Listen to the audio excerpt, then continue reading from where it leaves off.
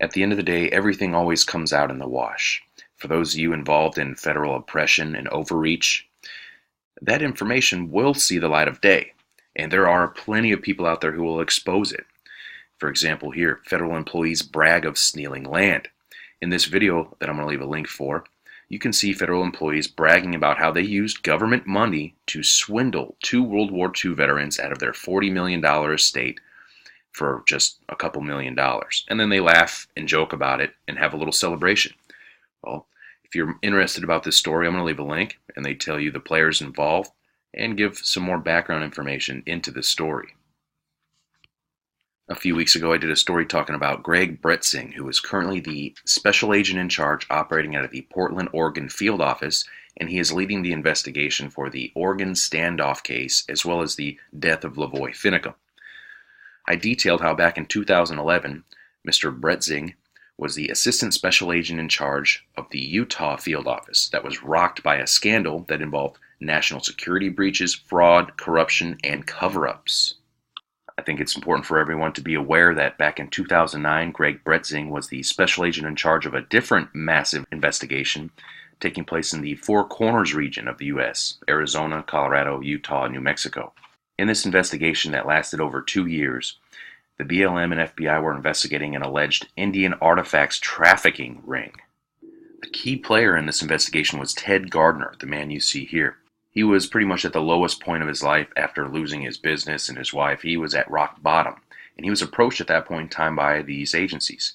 They turned him into an informant and paid him, over the course of this 2-year-long investigation, close to $250,000. Now, these agencies gave him envelopes full of cash and sent him out to try to buy and sell ancient Indian artifacts from people around the area. This guy claimed he had an extensive inside scoop on this alleged black market or trafficking ring of Indian artifacts. And he did this all while wearing a t-shirt button camera. He wants 10 for it. Who just has $10,000? You will never ever see another rattle mug like this again in your life. And I don't say that very often about stuff. Hey, Dan. Jeannie needs time to think about it. I think I got her. The man that the FBI and BLM informant was talking to on the phone is this man here, Dan Love. Some of you may remember him from the 2014 Bundy Ranch standoff, where he was the head of the BLM for Utah and Nevada. Now, this investigation eventually led to the raids being conducted on 24 different people, and they were served 12 different indictments. It also led to the death of 3 people.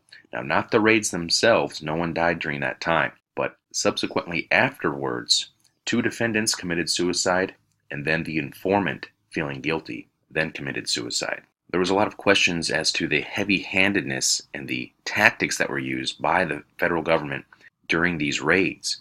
Even the sheriffs in Utah spoke out against Dan Love, the BLM agent I just showed you a photo of.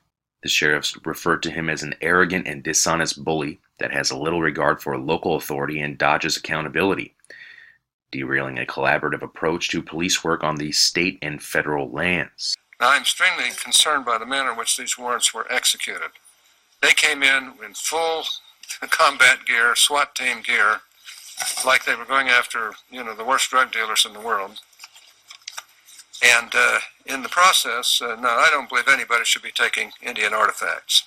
I'll establish that right off. But in the process, one of the leading figures in the whole county down there, who was a leading doctor, had delivered almost everybody who lived in the county as a doctor, committed suicide. He was, by all intents and purposes, an upstanding member of the community, a decent, honorable man, critical to the community from a health and welfare standpoint. And the way they came in there, I have no problem with going after people who violate the law. But they came in there like they were the worst common criminals on earth, and in the process, this man became overwhelming to him, I suppose, and a really strong individual, good person goes out and commits suicide. The doctor they're referring to is this man here, Dr. James Redd. My dad was charged with possession of that little teeny shell. Hey, what do you think? What do you think of that little dude there? That is nice. He knows just the thing to say. You're talking about the little white panda, right? They said that it was worth over $1,000, making it a felony.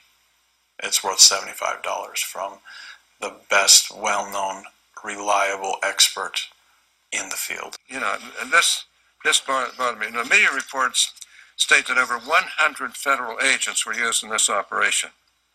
And that extreme show of force and presence has been perceived by the community out there and the civic leaders in San Juan County as not only unnecessary but brutal. The arrests that were done were felony arrests, and as best as I can tell, they were done in accordance with the FBI and Bureau of Land Management standard operating procedures.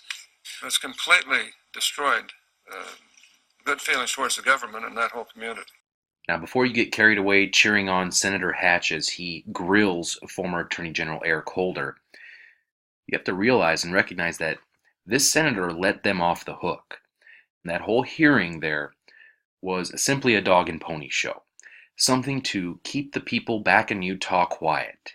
Now, again, I don't justify stealing or taking Indian artifacts if that's what happened here.